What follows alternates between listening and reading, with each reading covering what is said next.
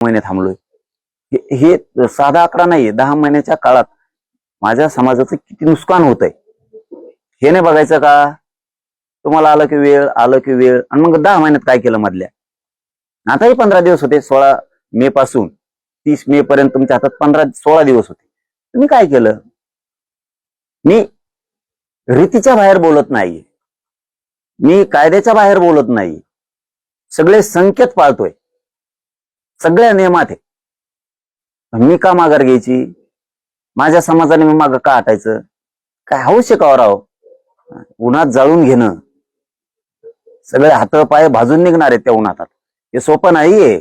बोलताना सोपं वाटतं, ऐकताना सोपं वाटतं. ही अग्निपरीक्षा आहे. सरकार मराठ्यांची अग्निपरीक्षा घेत आहे. हे साधा सोपा विषय नाहीये. त्यांना वाटतंय ते, त्यांना येशीत बसतायत, इकडे तिकडे हिंडतायत, त्यांना या विषयाची मजा वाटते. ही लय मोठी अग्निपरीक्षा आहे आणि ही अग्निपरीक्षा मराठा समाजाची सरकारनं, देवेंद्र फडणवीसांनी नाही घेतली पाहिजे. कारण ह्याच मराठ्यांनी त्यांना सत्तेवर बसवलंय आणि त्यांनाच आता उन्हातानात होरपाळणार का तुम्ही? आता त्या उन्हात जाणं म्हणजे पाय हात भाजून निघणार आहे. हे स्वतःला समाजाच्या हितासाठी, मराठा समाजाच्या लेकराबाळाच्या कल्याणासाठी आपण या उन्हातानात जाळून घेतोय, स्वतःला हातपाय भाजून घेतोय आपण उन्हाने. हे सरकारला कळत नाहीये का? त्यांना भावनाच नाहीये का? माया दयाचं नाहीये का मराठ्यांविषयी? तुम्ही मग कोणची परंपरा चालवताय? कोणत्या हिंदू धर्माची परंपरा चालवताय?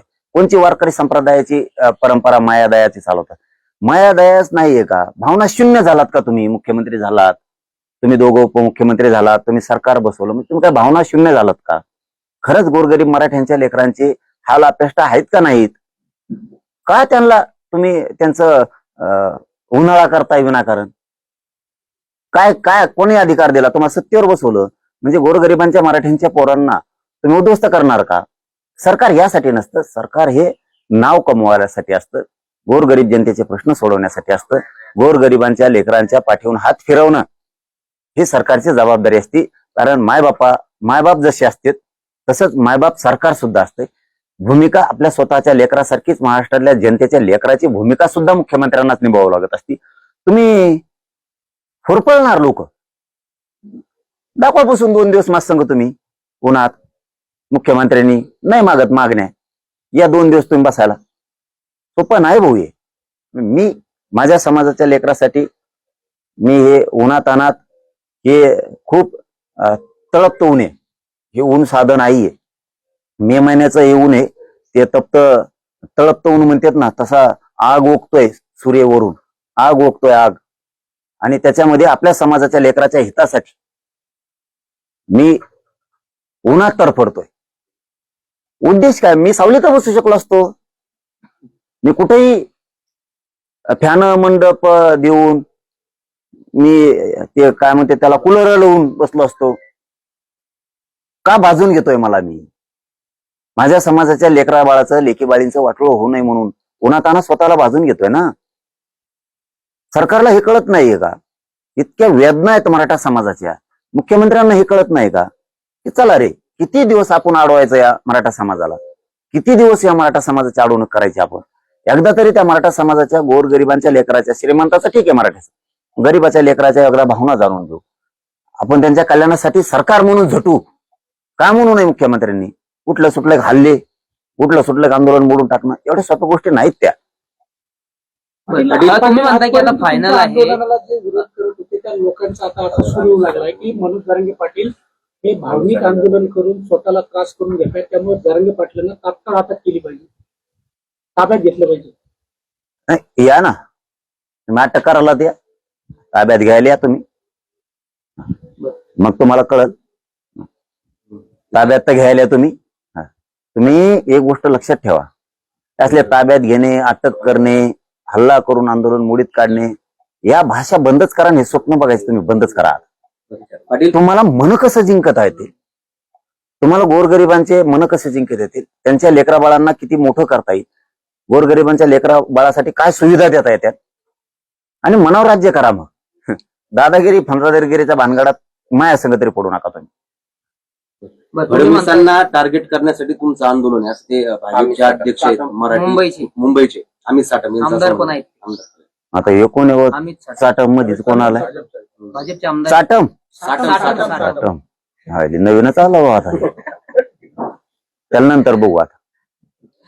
तुम्ही म्हणता की उपोषण आता फायनल आहे, मात्र जरांगेंना उपोषणाची गरज भासणार नाही असं विखे पाटलांनी विश्वास व्यक्त केलाय. ठीक आहे ना, बघूयात ना त्यांचं काय ते काहीतरी मुख्यमंत्र्यांनी निरोप घेऊन सांगितलं. आले असावेत का ते आज सरकारकडून सकारात्मक? आता तुमच्या साक्षीनच होणार आहे. प्रत्यक्ष बघितल्याशिवाय मी तरी काय उत्तर देऊ. काय म्हणलेत मुख्यमंत्री त्यांना, काय म्हणलेत दोन उपमुख्यमंत्री, शिष्टमंडळात कोण आहे, एकतर्फी शिष्टमंडळ आहे का कसं आहे, सरकारचं शिष्टमंडळ आहे का काय काय, आता प्रत्यक्ष बघितल्याशिवाय लक्षात येणार नाही ना. एकतर्फी काय भूमिका आहे का काय आहे का कसं आहे का आमच्यावर दबाव आणून काही लादायचं आहे का, किंवा मराठा समाजात काही पुन्हा गैरसमज पसरायचा आहे, संभ्रम काय, हे बघितल्याशिवाय कळणार नाही. येऊ द्या तर त्यांना, आल्याच्या नंतर आपण सगळ्या गोष्टीवर ठरवणारच. पण मी उद्याच्या आंदोलनावर ठाम. एकनाथ शिंदे साहेब म्हणाले की सरकार सकारात्मक आहे, सगळ्या मागण्यावर तोडगा निघत आहे, असं रात्री बोलले. कुठे 10 महिन्यात काही सकारात्मक आम्हाला काही तुकाराम कोणीच दिसला नाही. त्याच्यात कोणीच नाही दिसला. गेले 10 महिने झालं वाटोळं आमचं. त्याला हा मराठ्यांचं वाटोळं करणं याला जर सकारात्मक म्हणत असतात तर मग खरं आहे त्यांचं, आणि त्यांच्या सरकारचं पण खरं आहे. मग खरं आहे ते. जर मराठ्यांच्या पोराचं वाटोळं झालं, सारथीतला अभ्यासक्रम 1554 होता तो काढून टाकला, मराठ्यांचे गुन्हे मागे घेतले नाही, मराठ्यांचे पोर बलिदान गेले, त्यांचे निधी दिले नाहीत, काही जणांचे काहींना नोकऱ्या दिल्या नाहीत, याला जर ते सकारात्मक म्हणत असतील तर मग मात्र नक्की आहे. हैदराबादचं गॅजेटियर दिलं, त्याचा JR काढला, प्रमाणपत्र दिले नाही, त्याला ते सकारात्मक म्हणत असले तर मग मात्र आहे. ते जर म्हणत असले व 58 लाख नोंदी निघाल्यात, त्याचे कुणबी प्रमाणपत्र दिलेत पण व्हॅलिडिटी आम्ही दिल्या नाहीत मुद्दाम, मग ते सकारात्मक त्यांच्यासाठी असू शकतं. आमच्यासाठी तर सकारात्मक कुठं दिसतच नाहीये. आमचं तर सगळं वाटलंच झालं. 10 महिने झालं तुम्हाला वेळ देऊन, तुम्ही कुठंच काही एकही पाऊल उचलू शकला नाही. मराठा समाजाच्या गरिबीला ओबीसी कसा जबाबदार, हाकेने सवाल केलाय. पाटील अंबादास दानवे म्हणले की प्रसाद लाड काही जातीवंत मराठा नाही, प्रसाद लाड यांनी अंतर्वलीत जाण्याने प्रश्न सुटणार नाही, असं वक्तव्य त्यांनी केलं. काय केलं? प्रसाद लाड हे जातीवंत मराठा नाही, अंतर्वलीत ते गेल्याने प्रश्न सुटणार नाही, सरकारला त्यांनी बोलावं, असं देखील अंबादास दानवे म्हणले. नाही मला कशाला पडायचंय, मला त्याच्यात ते त्यांचा राजकीय इश्यू आहे. ते दोघं एकमेकाला उत्तर देत बसतील, मला त्यात नाही ना पडायचं. इथं मी फक्त एवढंच आहे, जातीवंत असो नसो मी सगळ्यांसाठी जगतो. श्रीमंत मराठ्यांसाठी जगतोय, गरीब मराठ्यांसाठी जगतोय.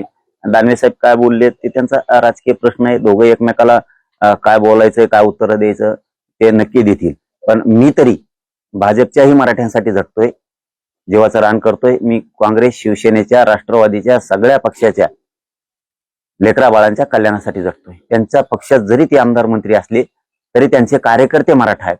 त्यांच्या लेकीबाळीसाठी, लेकरा बाळांच्या कल्याणासाठी इतका जीव जाळतो आम्ही, इतकं झटतोय की जीवाचं रान करून टाकलं. इतकं लढताना ज्याला त्याला माहित असतं. मला पहिल्याच उपोषणानं इतके हाल आहेत माझे, माझ्या पोटात प्रचंड आग होती, मला पहिलाच प्रचंड त्रास.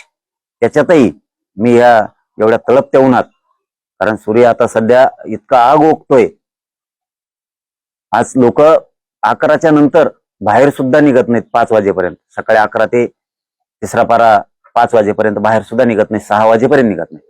या तळपत्या उन्हात मी माझ्या समाजाच्या लेकराच्या कल्याणासाठी उन्हात स्वतःला बाजून घ्यायला लागलोय ना.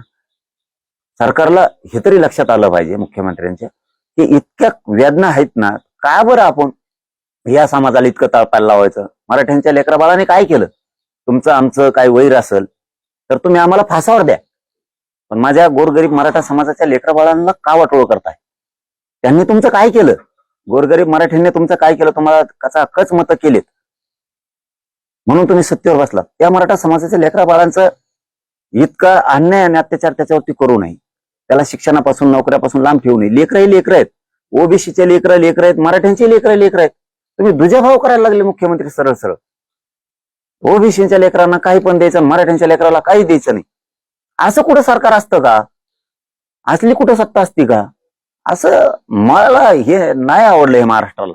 शेतकऱ्याचं पण तुमची तीच भूमिका, गोरगरीबात तीच भूमिका, दलित मुस्लिमात तुमची तीच भूमिका, धनगरांच्या लेकरा बाळात तीच भूमिका तुमची. त्या बंजारा समाजाच्या लेकराचं वाटलं झालं, तुम्ही तीच भूमिका. तुम्ही का वागताय? काही कळतच नाही असं. तुम्ही लेकरात भेद करू नका. सर्वसामान्याचे लेकरं लई पोटाला चिमटा घेऊन गोरगरिबांनी ते लेकरं वाढवलेत आणि ते लेकरं शिकवले सुद्धा. प्रत्येक आई बापांना वाटतं माझं लेकरू कुठंतरी नोकरीला लागलं, कुठं काय झालं तर आमचं आयुष्य तरी सुखाचं जाईल. अरे जन्माल्यापासून मरेपर्यंत कष्ट करायचे आमच्या आई बापाला. कधीतरी पोराच्या हातानं सुखा समाधानाचा उद्धार त्या समाजाचा, त्या लेकरा बाळाचा, त्या कुटुंबाचा हो द्या रे. काय केलं यार तुम्हाला गरिबांनी? काय केलं? इतके गरीब लेकरं येतं, समाजात इतकी दारिद्र्य पसरलेली, तुम्ही थोडं पण लक्ष देत नाहीत त्यांच्याकडे. उठलं सुटलं तुमचं राजकारण, तुमच्या निवडणुका, तुमचे उमेदवारी वाटप, मग कोण फोडायचा कोणाला द्यायचं, तुमचं याच्यातच तुम्ही खुश आहेत. जनता कधी सुखी करायची? तुम्हाला कधी जनता खुश करायची? कधी तुम्हाला पाठीवर थाप मारून घ्यायची जनतेची? काय केलं गरीबाच्या लेकरांनी? केलं काय? तुम्हाला हाय लागल त्या गरीबाच्या लेकराची. बरं, आज शिष्टमंडळ तुमची भेट घेत आहे, चर्चा होईल, त्यानंतर ते त्यांची भूमिका मांडणार आहे. मात्र सरकारची भूमिका कळल्यानंतर जरांगे पाटील उपोषण करणार नाही असा ठाम विश्वास विखे पाटलांनी व्यक्त केला. मला भूमिका कळू द्या. काय अंमलबजावण्या सोबत आणल्यात, विखे पाटील साहेबांनी आणल्यात, त्यांच्या आता कोण कोण आणखीन मंत्रिमंडळाचं शिष्टमंडळ कोण कोण आहेत, त्यांच्यासोबत कोण कोण येणार आहेत, लाडभाऊचं काय म्हणणं आहे, मला सगळं बघतो ना मी. तीच उपोषण होणार, 30 मेचं उपोषण होणार कालपर्यंत तुम्ही आणि आरोप ते बी कठोर आणि कडक होणार. या देशाच्या पाठीवर आणखीन झालंच नसल ते अंतर्वालीत होणार आहे आणि ते बी गरीबाच्या लेकराच्या कल्याणासाठी होणार. कालपर्यंत तुम्ही आरोप करत होता की विखे पाटील एक समितीचे अध्यक्ष असताना समाजाला वेळ देत नाही, मागण्या संदर्भात वेळ देत नाही. आज येत आहे ते. काय वाटतं तुम्हाला की तुमच्या आंदोलनाची भूमिका नंतर शिष्टमंडळ तुमचं येतं? हा मग तसंच आहे ना. मधल्या 10 महिन्यात त्यांना वेळ नव्हता, बाकीचे कामं होते वैयक्तिक, पक्षाचे, सरकारचे. समाजापेक्षा शेवटी सरकार मोठं आहे, राजकारण मोठं आहे, नेता त्याच्यापेक्षाही मोठा आहे. समाजाचं घेणं देणं नाही ना. पक्ष निवडून देतो ना, जनता कुठं निवडून देते यांना? त्यामुळे जनतेची कदर करायची काय गरज आहे त्यांना? जनता जेव्हा यांच्या लक्षात येईल मराठ्यांचे मत आता गेले, मग यांना कळण राजकीय धुराळा यांचा कसा झाला आणि कसं राजकीय करिअर उद्ध्वस्त झालं. ती वेळ येणार आहे लवकरच. जरांगे पाटलांचे काही गैरसमज असतील तर ते देखील आज दूर करू असं विखे पाटील तुमचा म्हणतात. गैरसमज कुणबी झालाय. प्रमाणपत्र किंवा नोंदीवरून असेल किंवा गुन्ह्यांवरून असेल, त्यावरून जे काही आणि काय भैया, काय काय गैरसमज आहे? 58 लाख नोंदी सापडल्यात, प्रमाणपत्र का द्यायनात? काय गैरसमज आहे? सापडेल्या कुणी? तुम्ही. तुम्हाला समिती गठीत कुणी केली? तुम्ही. सापडेल्या तुम्ही. प्रमाणपत्र का दिले नाहीत? बर, काय गैरसमज आहे माझा? दुसरं, जे प्रमाणपत्र दिलेत त्याच्या व्हॅलिट्या का रोखल्या? का रोखल्यात? काही कारण त्याचं? उत्तर नाही. काय गैरसमज झाला बाबा? शिंदे समितीला मुदतवाढ दिली, शिंदे समितीने 6 महिन्यात पुढे रेकॉर्ड शो दिला? कुठंच नाही. हैदराबाद संस्थांचा ते गॅझेटियरचा JR काढला, 308 प्रमाणपत्र दिले. 4 महिने झाले प्रमाणपत्र माझ्या गरिबांच्या लेकराला का दिले नाही? काय गैरसमज आहे? किती समाजाला तुम्ही येड्यात काढणार? किती मराठा समाजाला तुम्ही वेठीस धरणार? किती अन्याय करणार यार तुम्ही या मराठा समाजावर? 70 वर्षे सारखा अन्यायच मराठा समाजावर झालाय. तुम्ही आल्यावर सत्तेत, मराठ्याचे लोक आल्यावर तरी वाटलं होतं ती कमी होईल, उलट जास्त व्हायला लागला. उलट जास्त व्हायला लागला ना. काय गैरसमज आहे? तुम्ही गुन्हे मागे येऊ म्हणले, घेतले नाही. काय गैरसमज आहे? तुम्ही सांगितलं 1 महिन्याचा वेळ द्या, सातारा संस्थांचं गॅझेटियरचा JR काढतो. काय गैरसमज आहे आमचा? कुठं गैरसमज आहे? तुम्ही दिलेलंच बोलतोय आम्ही, द्या नोंदी शोधा.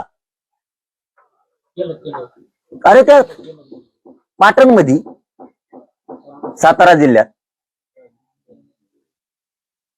कित्येक तरी फाईल थांबून धरल्या पाटणमध्ये. का बरं? 400-500 आकडा आहे, तसा मी कमी केलाय. त्यांनी सांगितलं 4000 आहे, मी 400-500 आलो. काल मला साताऱ्याच्या बांधवांनी येऊन सांगितलंय 4-1000 फाईल आहेत जिल्ह्याचे. मी तरी 200-400च म्हणतो. का थांबिल्या? मोडी लिपीत सापडलेल्या नोंदी. दुसरं, तुम्ही जे पोर्टल तयार केलं होतं जी उर्दूतून, फारशीतून, मोडी लिपीतून ज्या नोंदी सापडल्या होत्या त्या मराठीत केल्या होत्या. त्या मराठीत टाकलेल्या मराठ्यांना वाचता येतात आपली नोंद निघाली, उडील्या कमून. काय गैरसमज आहे? आता ती मोडी वाचत आहे ना गरीबाला.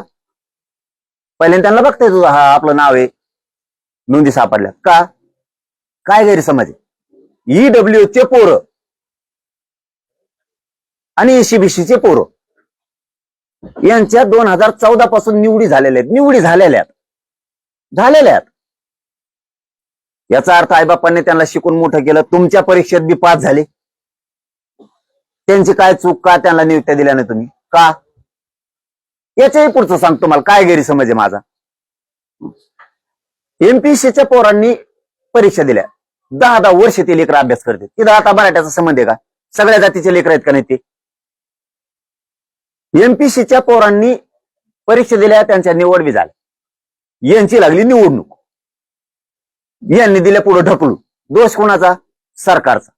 तुम्ही का त्यांना 2 वर्ष मुदत वाढ नाही दिली? काय मिळालं तुम्हाला त्या लाखो पोरांचं वाटोळं करू? काय मिळालं? त्यांच्या आईबापाने काय कष्ट केले नसते लेकरू अधिकारी होण्यासाठी? काय कष्ट केले नसते?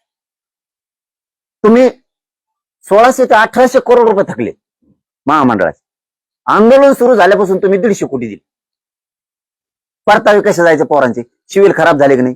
व्यावसायिक उद्योजक बनवायचे ही संकल्पना मांडली देवेंद्र फडणवीस साहेबांनी.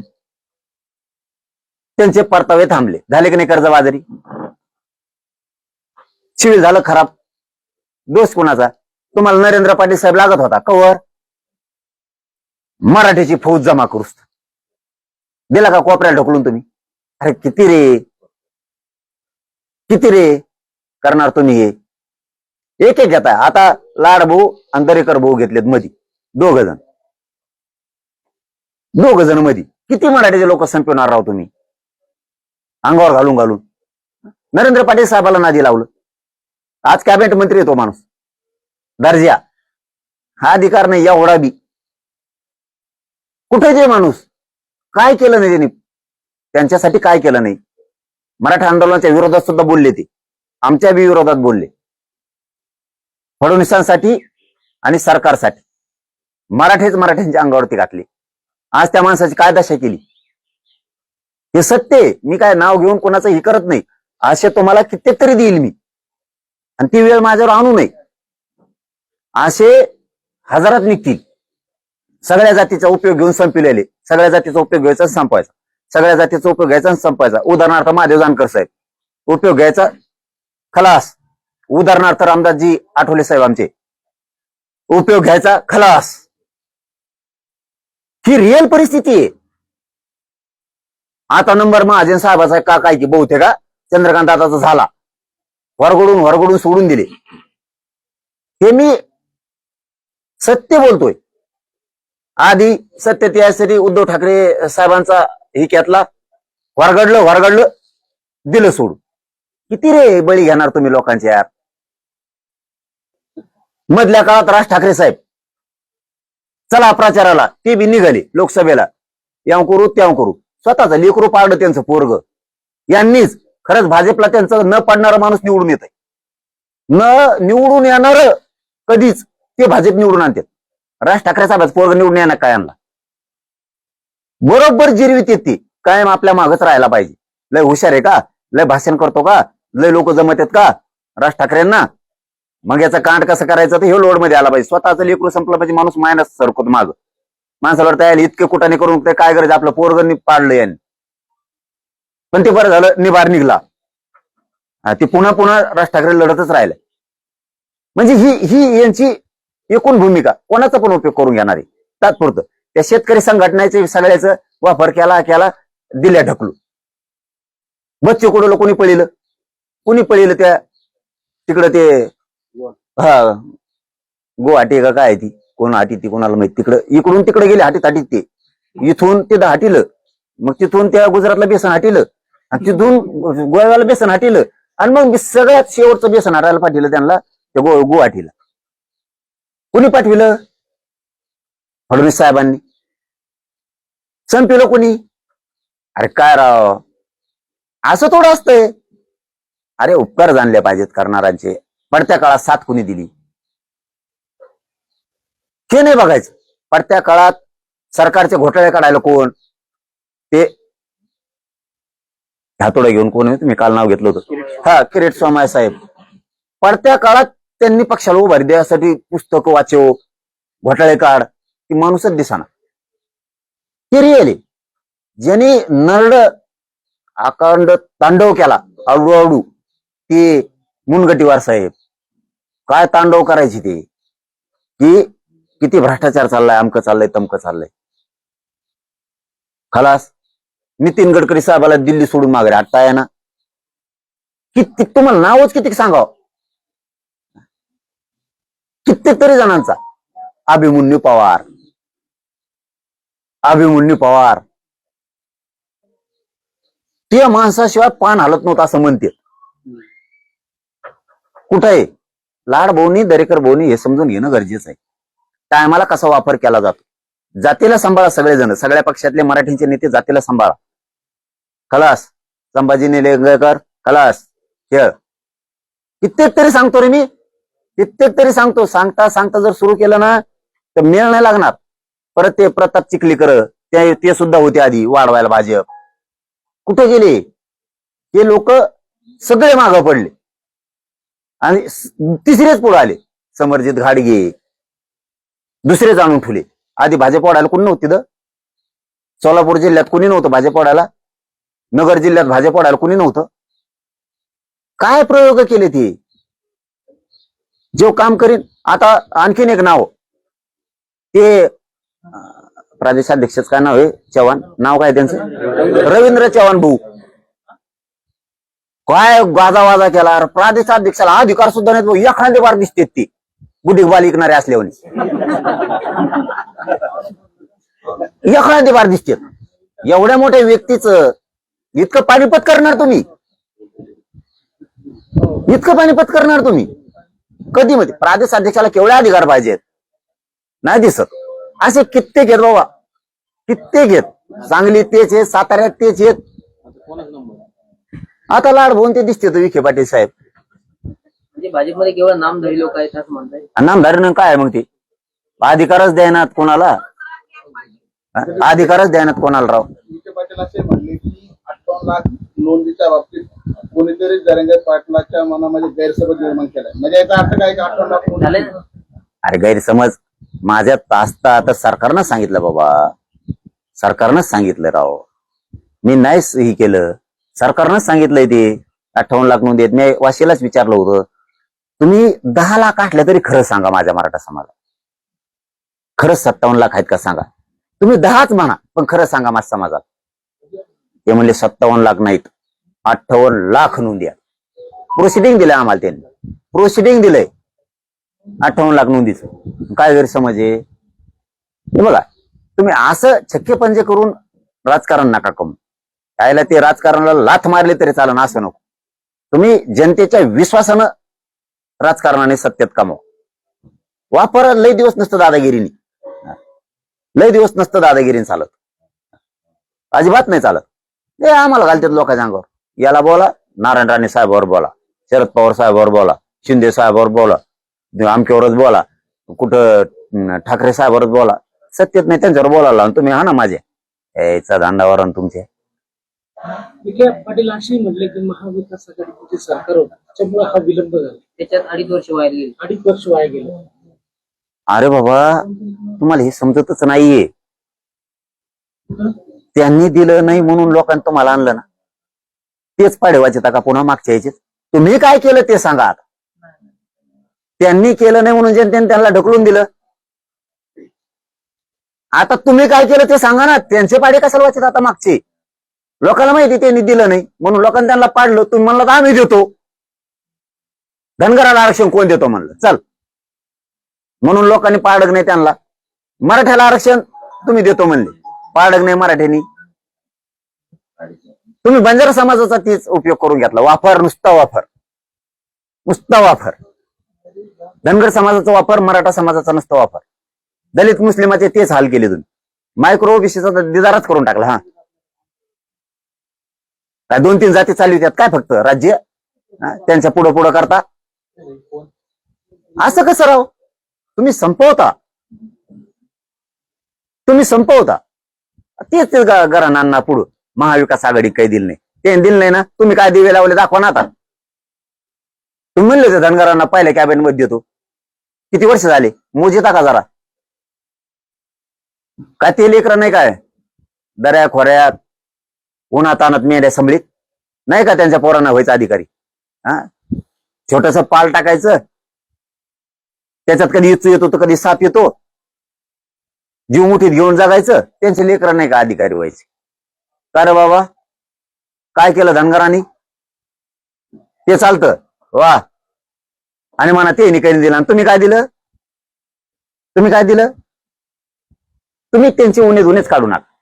तुम्ही जनतेला काय देणार आहे ते सांगा. दिलेलं जे देणार आहे म्हणलं ते द्या. अरे शेतकऱ्याच्या कांद्यासाठी लोकांच्या आत्महत्या व्हायला लागल्यात. कांद्यासाठी मालाला भाव नाही तर आता यांनी त्या व्यापाऱ्यांनी कापस जमा करून ठेवलेत. व्यापाऱ्यांनी शेतकऱ्याकडून आता कापसाला भाव आलाय. सोयाबीन विकल्यावर सोयाबीनला भाव आलाय आमच्या घरातून गेल्यावर. एक महत्वाचं ट्विट आलेलं आहे प्रसाद लाड यांच्या संदर्भात. तुम्हाला त्यांनी एक भावनिक आवाहन केलंय की दादा मी येतोय, शब्द पाळायला येतोय, सोबत उपसमिती अध्यक्षाला घेऊन येतोय, पण एक भाऊ म्हणून मला हा शब्द हवा आहे की या तापलेल्या उन्हात स्वतःला त्रास करून घेऊ नये. अहो लाडभाऊ, मी कोणासाठी करतोय? मी काय राजकारणाच्या विरोधात आहे का मी काय सत्तेच्या विरोधात आहे? मी तुम्हाला मागच सांगितलंय, आपल्या समाजाच्या लाडसाहेब आपल्या समाजाच्या लेकरा बाळाच्या कल्याणासाठी मी उन्हा स्वतःला बाजून घेतोय. आपल्या समाजाच्या लेकरासाठी. तुमच्या सत्तेला तुमच्या राजकारणाला कुठं धक्का लागावा म्हणून नाही करत मी. तुम्ही माझ्या समाजाच्या लेकराच्या डोळ्यातले अश्रू समजून घ्या. समाजाच्या मायबापाचे कष्ट समजून घ्या. शेतात किती कष्ट करावं लागतं. 1000 रुपये कमवायसाठी त्याला 4 दिवस लोकांच्या बांधावर राबावं लागतं उन्हात अनात. 1000 रुपये कमवायसाठी 4 दिवस. आणि मग ते लेकरा बाळाला लेकी बाळीला द्यायचे, तिकडे जेवायला, शिक्षणासाठी, फीस भरायसाठी द्यायची. मी आपल्या समाजाच्या लेकरा बाळासाठी झुंजतोय. मला भाजपमधले मराठी समजून घ्या, मला काँग्रेस शिवसेना राष्ट्रवादीतले मराठी समजून घ्या. आपल्या समाजाच्या लेकरा बाळासाठी मी एवढी मोठी झुंज देतोय. आणि मी माझ्या समाजाला सांगतोय सुद्धा, मी माझ्या जीवाचा रान करतो. या उन्हात मी माझ्या जीवाचा कोळसा करून घेतोय. तुम्ही अंतर्वलीत येऊ पण नका म्हणतोय. उन्हात आणत तुम्ही येऊ नका. मी एकटा पाठ पुरितो यांची.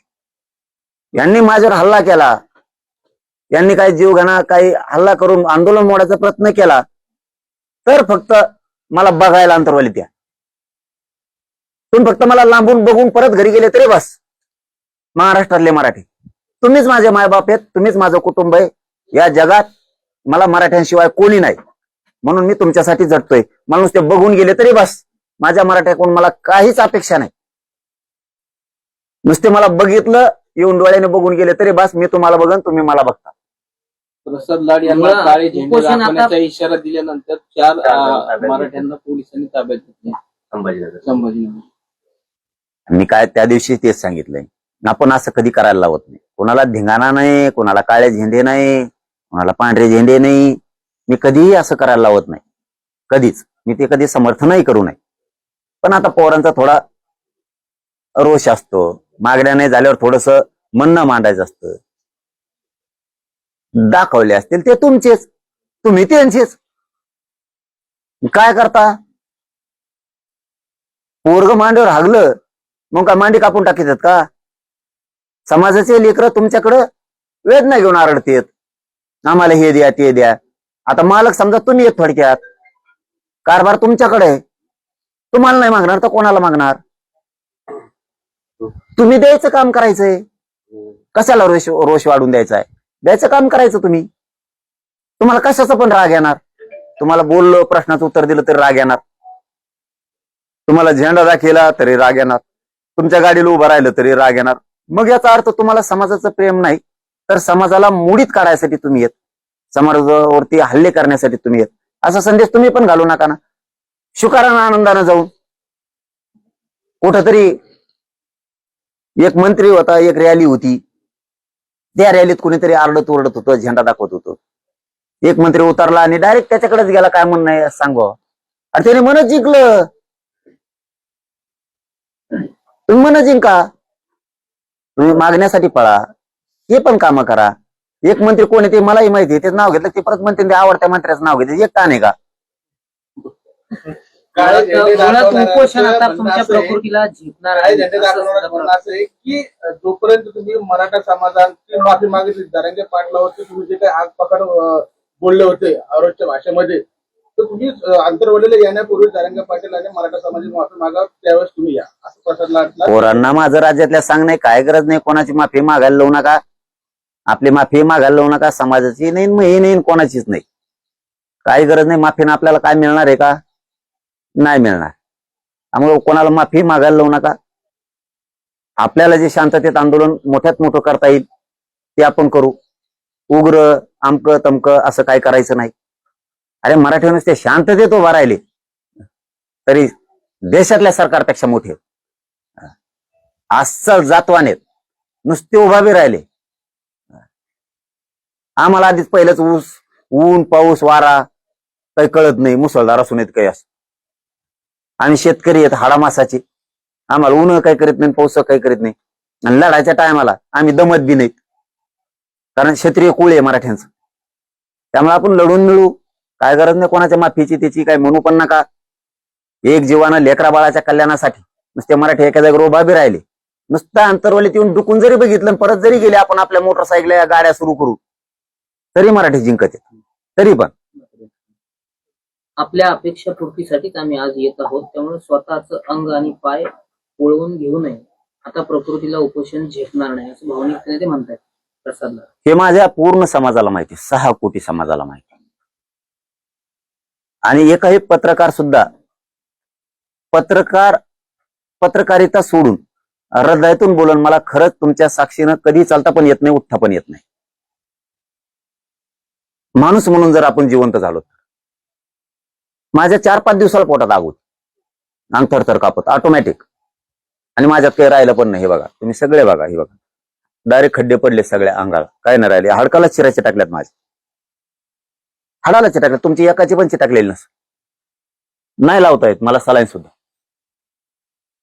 पण शेवटी आपलं जीवन आपण जर समाजाला खऱ्याने अर्पण केलंय, समाजाच्या पायावर जर आपण जीव ठेवलाय, नितळ हाताच्या फोडाप्रमाणे माझ्या समाजाला जीव लावतो.